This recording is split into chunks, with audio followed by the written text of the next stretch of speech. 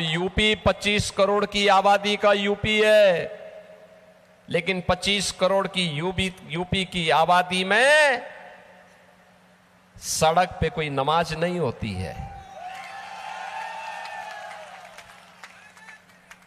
हर जनजाति समुदाय के व्यक्ति को आवास मिल गया है, जमीन का पट्टा मिल गया है,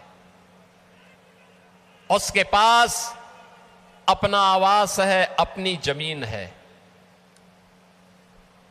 उसको सभी प्रकार की सुविधाओं से आच्छादित किया गया है।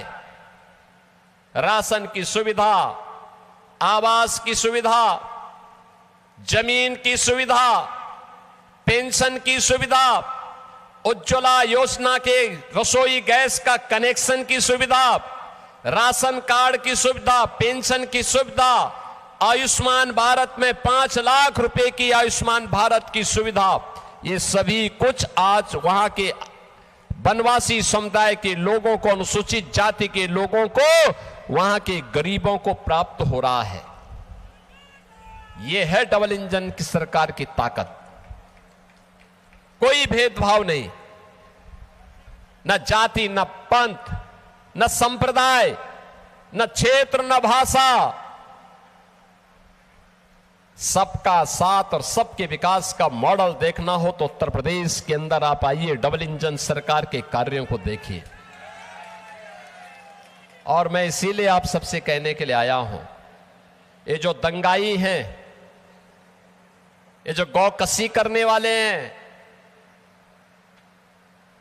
वनवासियों की और जनजातियों की संपत्ति को हड़पने वाले हैं, अनुसूचित जाति पर अत्याचार करने वाले टीएमसी के गुंडे हैं, इनका उपचार केवल डबल इंजन की भाजपा सरकार हो सकती है, डबल इंजन की भाजपा सरकार।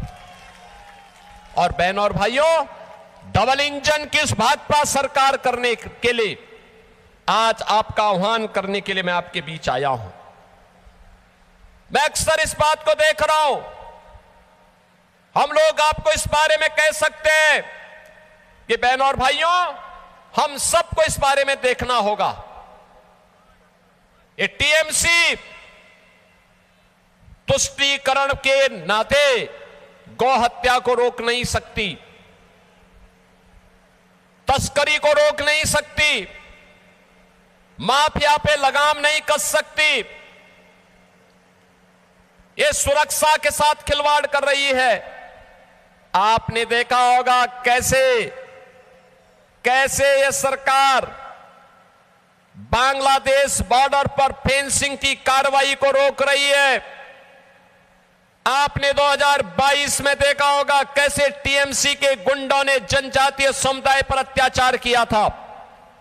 और इस सब के बावजूद पिछले 15 वर्षों में ममता दीदी के नेतृत्व में जिस प्रकार की अराजकता, गुंडागिर्दी, माफियागिरी आज बंगाल की धरती पर देखने को मिल रहा है। ममता दीदी कहती है कि अब खेला हो भी, और मैं तो उनसे कहना चाहता हूं 15 साल बहुत हुए, अब खेला बंद होगा और विकास शुरू होगा। ए बार खेला शेष, उन्नयन शुरू। मैं कहूंगा ये बार आप बोलेंगे खेला शेष, उन्नयन शुरू। ए बार उन्नयन, ए बार उन्नयन। बहनों और भाइयों, मैं आप सबका आह्वान करूंगा, मैं तो आपसे कहूंगा, ये बंगाल की धरती है, भारत की संस्कृति की, भारत की आध्यात्मिक परंपरा की धरा। हमें इस बात को तय करना होगा, बंगाल की धरती पर गौ माता को कटने नहीं देंगे और बंगाल की धरा पर हिंदुओं को बंटने नहीं देंगे।